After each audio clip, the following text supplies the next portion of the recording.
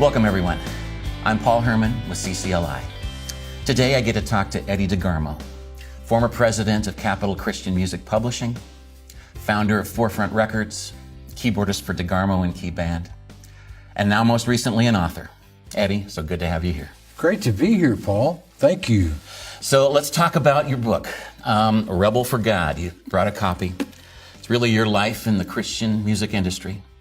And you talk about it from a whole lot of different angles, you know, musician and singer and songwriter and producer, record label exec, publishing exec. You've seen it all. Well, the problem with that is I'm still trying to figure out what I want to be when I grow up. That's the real problem. When I first started writing this book 3.5 years ago, I really wanted to just chronicle my journey along with my wife's, because we've had a pretty miraculous journey, I think. I think I'm probably one of the few guys, I started out early in Christian music. Susan and I had a pretty hard time. I had been in an accident, I hurt my back, and I was laid up in a hospital for a long period of time. They didn't know if I was going to walk again. And we lost everything we had, and I was on government assistance, food stamps, and welfare, and all that stuff. And so that was a catalyst for me to really want to take notice of what God had planned for my life. Yeah. And so that's when we started the band back, and I went from the band to the record label side of things to the music publisher side, because those are two different things. Right. And so I've had the, I think, luxury in my journey to do a lot of different things. Yeah. So it's been quite a journey. Right. So you grew up in the music scene in Memphis. Yeah. And I've always wondered, I love that Mark Cohn song, Walking in Memphis. Now, does that ring true for you? Sort of true. He talks about catfish. Right. I mean, honestly, if you're from Memphis, you got to talk about barbecue, man. So that's the only thing I had to take a task with a little bit. Right. But when I was a kid in Memphis, music was everywhere. It was on every street corner. Of course, we had Elvis Presley, and and we had Stax Records with artists like Otis Redding and Wilson Pickett and Sam and Dave, and music was everywhere. So I started playing in a dance band when I was 10 years old. Right. And interesting for me, in those days, Christians didn't dance in church. Yeah. And so that became a little bit of a dividing point for me, right. Early on in my faith. And so I stopped going to church during my teenage years, and my family did too. It was the 60s, and our band was every part of the 60s, good or bad, And so it was free form. Right. Counterculture revolution, we called it. Yeah. And so I got in a heap of trouble that most teenagers get into, and thankfully God saved me when I was almost 18. Yeah.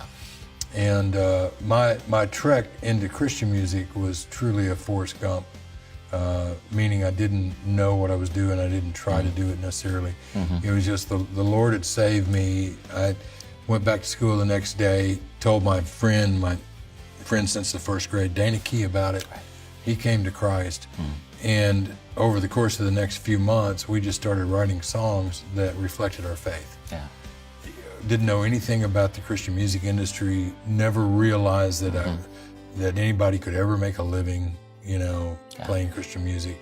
That really wasn't why we did it. We just knew that music was a magnet that could draw a crowd together, and we wanted to share with them our faith. Yeah. And so that's where we began. And oh my gosh, did we get in a lot of trouble.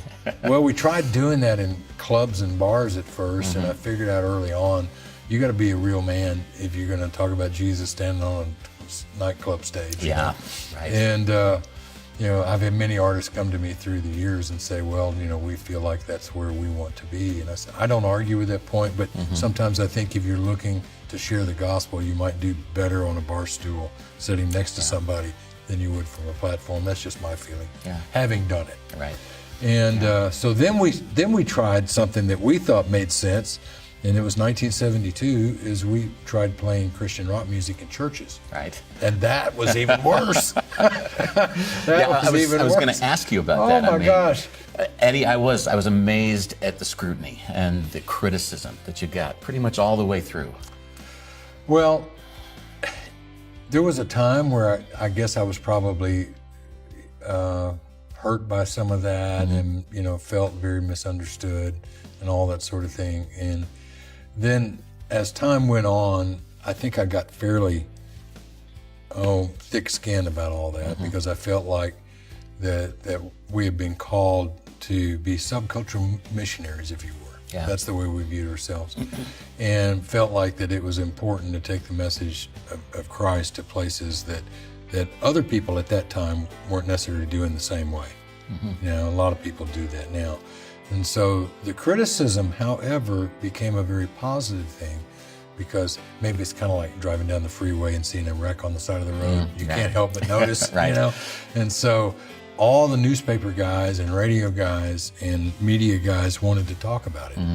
And so it really, I began to popularize what we did. Yeah.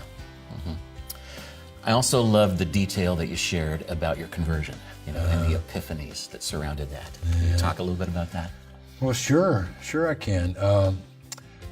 It was during the Vietnam War, and my older brother was in the military, and he came home from the military a very different kind of person, and not a good way. Yeah. He was just, he was a wild dog, best way I know how to say it. He went out and bought a big motorcycle and started riding with a motorcycle gang.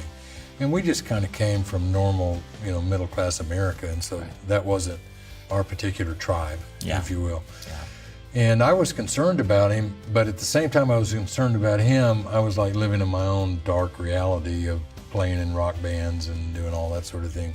But I was worried about him, and then one night I came home late at night after playing a dance somewhere, and got home 2 or 3 in the morning, and my brother was sitting at the dining room table, and on one side of the table he had a bottle of Jack Daniel's whiskey, and on the other side of the table he had a Bible. And he was just looking at it. Wow. And I just asked him, I said, what has happened? He said, Eddie, I got to share something with you. He said, when I was in the service and I was in Germany, he said, I went to a Bible study one night, and I heard about how you could have a personal walk with Jesus, and I committed my life to Jesus in Germany. And when I got home, he said, I was just afraid to tell you about it. And so I went this other path. Yeah. And he said, but God won't let me go. Which is a pretty cool story. Yeah. But it freaked me out. Freaked me out big time. And I thought, that sounds pretty exciting, Larry. Let's go to bed. Yeah. So over the course of the next few months, he began to tell me more and more and share with me more and more about his faith, and actually started driving me crazy with it. And we shared a room. I was a senior in high school, about to graduate, and one night he said, Eddie, he said, I got to talk to you about Jesus. This is a real thing, and you've got to make a decision. And I'm like, what are you talking about? I go to a Baptist church. I'm American. Right. So he said, no, it's more than that. He said, you need to make a decision whether you're going to dedicate your life to him or not. And I remember just getting really angry with him and telling him to shut up, leave me alone. And so he did. But then when the silence hit, when the lights turned off, I remember a simple prayer that I prayed to God. God, either he's right or I'm right. And I want you to show me which one. Ooh. Yeah, you got to watch that one. So over the course of the next 3 months, God began to reveal things to me, and I joined my brother, and I went to church service. And that morning, I'd never seen anybody play guitar in church, and there was an artist named Alice Holm. I remember. Yeah. Playing in that church. And later that afternoon, I went out to a park in central Memphis that had all the rock bands and the hippies and the frisbees, and I saw my friends out there, partying. Yeah. And it was really, my eyes were open for the first time, I think. And I just said, well, that's what I am, and this over here, that's what God really wants me to do. Yeah. And so that was heavy, and I went back to church that night with my brother. A preacher was preaching named David Wilkerson. Oh, yes. Mr. Wilkerson. Interesting thing about Mr. Wilkerson, later in his career, he actually wrote some funny things about me. But I remember. That night he was preaching the gospel. Yes. And I came to Christ. And interesting, I wasn't happy about it. And I know that sounds really weird, but I wasn't. Yeah. I was like, man, I'm gonna have to quit my band. I've given my whole life to this thing, you know, and now God's messed it up. And so I went home, and I wasn't an emotional guy, but I went home and I remember, like, you know, weeping in my bedroom. God, what have I done? I've screwed my life up, you know. Goodness. And he had mercy on me, thankfully. Yeah. And I woke up the next morning. And then the next day, I think it was, you shared with Dana. I did. I went back to school. I remember this as clear as a bell, and I saw Dana walking down the hallway. We had known each other our whole lives, played bands together. A lot of times dated the same girls. You know, it was all that. We were like brothers. And I said to him, Dana, you're not going to believe what happened to me. Yesterday, I found Jesus. And he looked right back at me and he goes, hey, man, I didn't know he was missing. That's exactly what he said. He can always be a smart aleck. Yeah. So, and then I said something that was pretty remarkable. I mean, God's grace is big, right? I said, well, hey, you know, let's skip school. I want to tell you about it. So we skipped school, and I had a Bible, and I just started reading. I said, you got to know about this. And I didn't know anything about the Bible. I might have been reading Leviticus, I don't know, but I just opened it up and started reading it, you know. And over the course of the next hour, he just was like, you know, he said, you're right. He said, I've just been going through the same stuff. And he said, I feel empty, and you're obviously really excited about all this, and I want to know more. And so we prayed together, and he received Christ while skipping school that day. And then you started writing Christian music. We did. And I understand then that one of your first fans, or your first groupies, as you said, was the lady that would be your wife. My lovely wife, Susan. We were the crazy age of 18 when we first met. And we couldn't find any place to play after the clubs threw us out and after the churches threw us out. So there was a recording studio in downtown Memphis, kind of in the ghetto, in a rough part of town. But this man used to be our manager when we were in the rock band, and he saw something that was intriguing to him with us, and how dedicated we were to this. Yeah. This was over a period of months, because we left our mainstream band, and we were assigned band to a major label, and that was a big deal for a teenager to walk away from that, you know. And so he would let us rehearse at the recording studio, and it was across the street from an African-American church, and they would hear us, the bass thumping through the walls, and they would want to come over and sing with us, you know, which was really cool. Yeah. And then the kids around town begin to hear about us. Hey, there's a Christian group, and they rehearse or they play in this old, it was like a converted furniture store, but it was a big open space, and it had been made into a studio, so it was all soundproofed and carpeted and all that stuff. And so the kids started coming around to hear the Christian band, and one night our guitar player, not Dana, but our other guitar player, brought this girl from his neighborhood named Susan. And that was how I met my wife. She said I was completely stuck up and wouldn't talk to her all night, but over the course of the next, you know, month or two, we got to know each other, and she became a believer that night. And I think Susan and I were talking about this just this morning. And I think she was probably the first person to come to Christ as a result of our music. Wow. So it was kind of cool. She'd been with me 45 years. She says it's really only 22 because I was gone the first half. So yeah.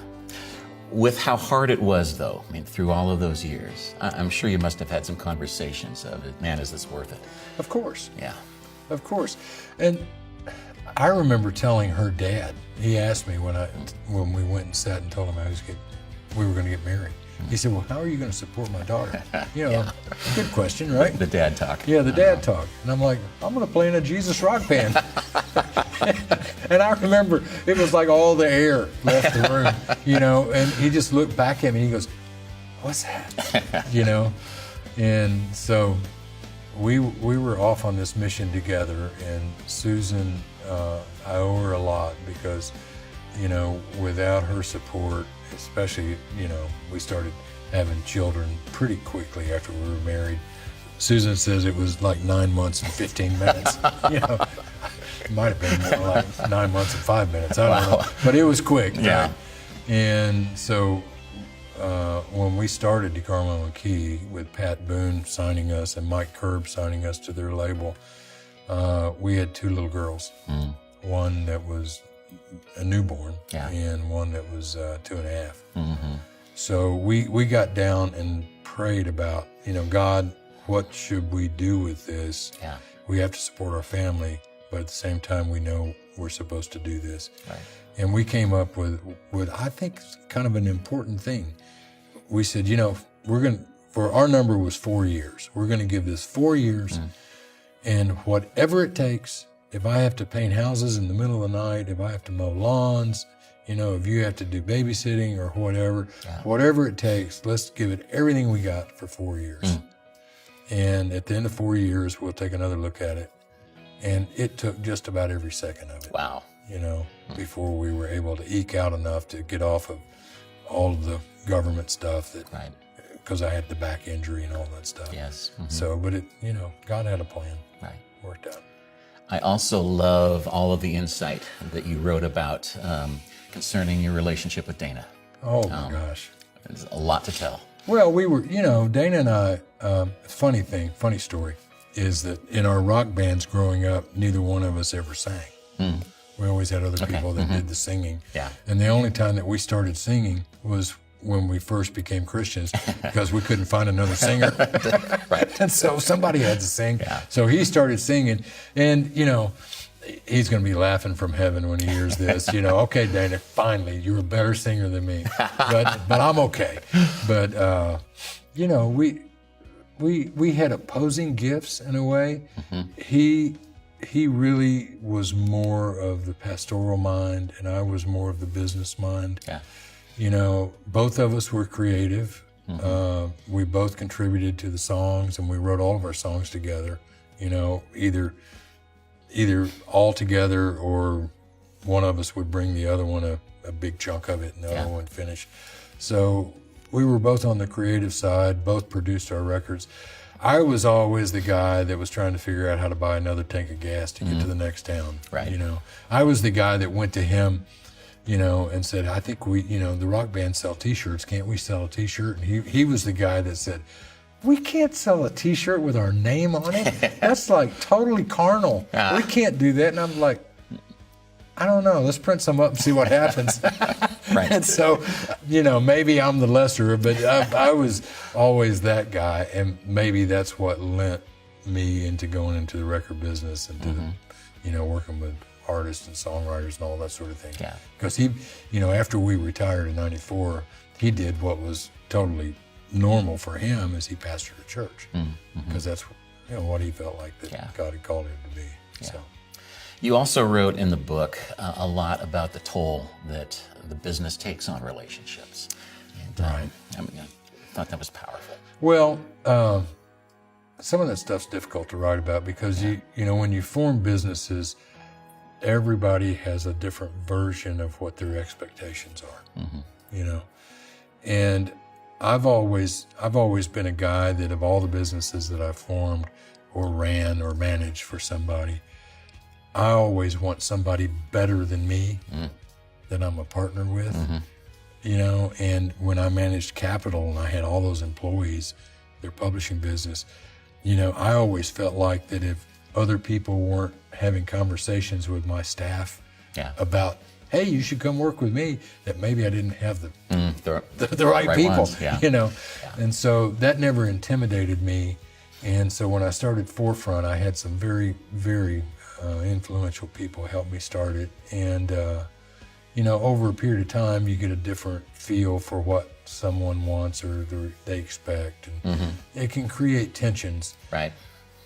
Not all bad. Yeah. And I did write about some of those painful things and some of the toll that it did have on friendship relationships. Right. Not necessarily on being brothers, but, where we felt like, well, I think everybody probably has people in their life that they say, hey, let's wait and see each other in heaven.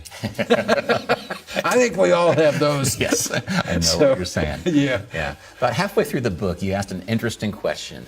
You asked, or you wondered, I think, what's God's favorite music? Any further thoughts on that? Well, that's some deep water. That's some really deep water because, taste has a lot to do with that, and I think culture has a lot to do with that.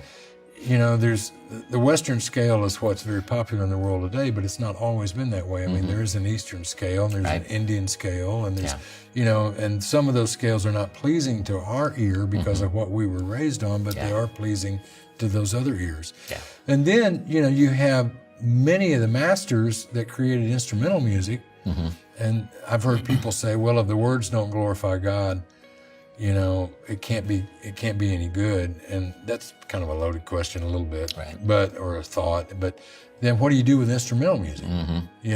What if it has no words? Yeah. Maybe all of it should be thrown away. And so when you start unpacking that question, does God like country music better than he likes pop? Does he like, modern worship music better than he likes contemporary Christian music? Does he like Eastern scale better than he does Western scale? For those of us that have been blessed enough to travel around the world, I've heard every culture do different kinds of sounding music, even to some of the songs that I know. Yeah. I've been in Africa and heard groups sing a worship song, and it sounds totally different. Yeah. The only thing you might recognize is one phrase. Yeah. So it's kind of like, which God, not which God, I didn't mean that, but it's like, which person does God think is more beautiful? Yeah. Right. Well, for me, though, I think like that, whatever music is his favorite, it's got to have a Hammond B3. Well, there's nothing wrong with a B3. I couldn't find anything wrong with that. You can like lay your arm across it, and it sounds pretty good. I've heard that's what invites the Holy Spirit in, so. Well, but I think, the music question is such a relevant question because it's caused some great unity in the church, and it's also caused some great division. I just finished a bio on Martin Luther. And, most historians credit Martin Luther for congregational singing in the church. Right. Because before him, the singing was really much relegated to the officials of the church. Right. And then he wrote some of the very first hymns, even borrowed some of the tunes from old bar songs and stuff, and where the congregation sang. And so, what did people do for 1,500 years before that? Right. They couldn't sound like U2. Yeah. And that's another interesting part of your story, because when you founded Forefront Records, you found artists that were different than you guys. Tried to, yes. And what came from that is amazing. Well, that's a branding idea. We really felt like that at that time, it was 1987, 1988, that we wanted to find a Christian group that did rap music, that did hip hop music, and it wasn't very acceptable by the church at that point. But it was an art form that was growing in the mainstream, and a lot of kids were drawn to it. And we felt like if we could find somebody that was doing that from a Christian perspective, that it could take hold if it was done well. And thus we signed DC Talk. And I've been asked the question 1,000 times, well, how did you get to sign DC Talk?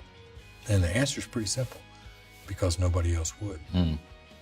And they were passed on by every major label out there, because they were all afraid of that genre of music. And we were not afraid of it. More than that, we wanted to dive into it because we felt like it was the future. And Forefront was started in '87, and over a 10-year span, it just blew out our expectations of what success could look like. And as much success from a business point of view that I had as an artist, I had 10 times the success as a label person, working with DC Talk and Audio Adrenaline and Stacey Arico and Rebecca St. James and Skillet and Jeff Moore in the Distance and Small Town Poets and Big Tent Revival and Code of Ethics, and the list goes on and on. And I was very blessed. I think probably even more so, that where I was able to move from my artist career, and I kind of viewed myself as, say, if I played in the NFL or something, I became the coach. you know, and it was very natural for me to do that. Towards the end of the book, you mention that a lot of ministries become shiny and polished. Oh, And yeah. I thought that was a great concept. Can you talk more about that? Sure, that's when I was a kid. My dad was a huge fan of Southern gospel music, and you know, people ask me a lot of times, "What kind of music did you get influenced by early?" And it was certainly the rock bands, you know, the Beatles and the Rolling Stones and Elvis and all that stuff. But my dad would literally drag me to these all-night singings in Memphis at the Southern Gospel Quartet Convention. And these guys always had the sharpest suits, they had the sharpest hairdos, and they had the shiniest buses that money could buy. Right. So when I became a Christian and started really wanting to seek God, I made a commitment to myself that I wasn't going to get trapped by those kinds of things. Well, I'm not going to get me a shiny suit. I'm not going to get me a shiny bus. And then one day, I remember the day. I was playing at a festival up in Kentucky called Ichthus. And there was a mirror backstage, and I walked in front of the mirror, and I was wearing the shiny suit. And I was like, what has happened to me? You know, and, you know, then the inspirational artists came along in the late 70s and early 80s, and there was a big movement in church to take music back into Sunday morning. And you had wonderful artists like Sandy Patty and Wayne Watson and Steve Green, and you know, and they kind of made the same commitment. Well, we're not going to chase the glitz of rock and roll, and we're not going to have shiny suits, you know, and we're going to take music back to the church. And then success crept in. A couple of years go by, and all of a sudden they look at their bus and they're like, it's a shiny bus. You know, and it went on from that to the grunge movement of the early 90s, and even the grunge movement, you know, that spawned groups that I worked with, and groups like Jars of Clay, and that, you know, very successful artists that were kind of the anti-material view of the day. Right. But by the same token, they all wore their version of shiny flannel, you know, and traveled in shiny buses. Then the worship guys came along, and worship girls, and they said, you know what, we're tired of no music to the church. We're going to bring it back in the church, and we're going to write songs to God, which is awesome, right? And so, you know, late 80s, you know, labels like Maranatha and Integrity, and then the 90s, you know, labels like Kingsway and Thank You Music, and, you know, got involved in working with songwriters and artists that were writing songs with a vertical lyric to God. Right. Now, that was before we had, and this next term probably will freak a few people out. That was before we had what we've known now as like worship celebrities. You know, and I'm not being disrespectful. I'm just saying, when success creeps in to anything like that, it's very easy to get taken by it. And it's very easy to forget what your initial mission was about. You know, and I just encourage us all. I put myself in this same hat, you know, that success is not measured in God's eyes the way that the world measures success. It's not about your chart position on CCLI. You know, it's not about how many people come to your events or your concerts or that. You know, success in God's eyes, I really believe, is about being faithful. It's about, you know, loving Him. It's about loving your neighbor. You know, it's about being kind. It's about, you know, sharing Christ with the world. And it's not about number of baptisms or number of tickets or number of downloads. Those things are not bad in themselves, but those are business things. You know, those are not ministry things. Those are business things. And I was in the business of Christian music for 50 years. And I would tell artists when they would come and we would meet together, or songwriters, I would say, look, your job is to create art that brings people closer to God. My job is to make sure you can do it next week and next year and the year after. So let me think about that side of it. You guys at CCLI help with that a lot, you know, in the way that you monitor music and, you know, are able to help sustain writers, through that. And so, but that's the business of music. And it's easy to get distracted in the business of music, different than what our calling is. Yeah. Yes, it is. Does that make sense? It does. It absolutely does. And again, I mean, you honored us and you honored CCLI in the book, and we thank you for that. But it really is all for a higher purpose. And I was going to ask you, actually, in all your years in the Christian music business, I understand that you just recently led worship for the first time. Yes, that's a little bit embarrassing, but, well, first of all, let me slough it off a little bit. In my days of being a recording artist and a concert performing artist, we didn't have people leading worship the same way. Yeah. We had music ministers that did this thing, Yes. you know what I mean? Right. And so I didn't grow up in that kind of art form, if you will. And so when I started working with worship writers and worship artists in the late 90s, and then was asked to run what is now Capitol, it used to be EMI, and was put into the mixer with these incredible songwriters like Stuart Townend and Keith Getty and Matt Redman and Chris Tomlin and Jonas Myron and, Martin Smith. And all of a sudden I felt like I was playing on the 29 Yankees or something, because I had all these guys that were at the top of their art form in writing worship music. I felt like that it was really important for me to learn what worked for them. And the wonderful thing about worship music from a business perspective, because there's something wonderful from that point of view, worship leaders, because many of them are bivocational and will lead a church often, the church becomes a way for them to test market their material, Right. And they learn what works and learn what doesn't work. And so I just never focused on doing that myself. I always focused on helping others learning how to do that, through our programs like worshiptogether.com at Capitol, and through, collaboration, putting Matt Meyer with Chris Tomlin, and stuff like that. And so my church, my pastor came to me about 2 months ago and he says, Eddie, I got this idea. I said, what is it? He goes, how about you lead worship? And I was like, oh my gosh, I was like a deer in headlights. I was like, what?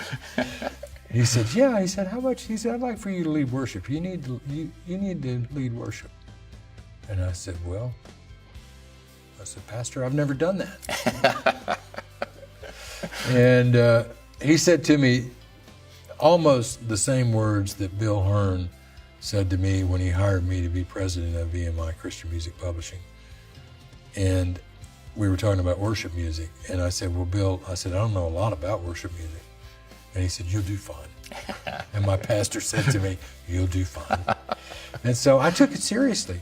And I went home and I learned a lot of the songs that I had worked with for years, and the awesome thing with resources like what you have at CCLI and what they had at Worship Together, which I helped do a lot of that, I was able to, at least learn these songs and lead the congregation. So now they've asked me to do it again. So I guess I passed the audition. Oh, nice. Nice. So as you look back on it all, any final thoughts at all?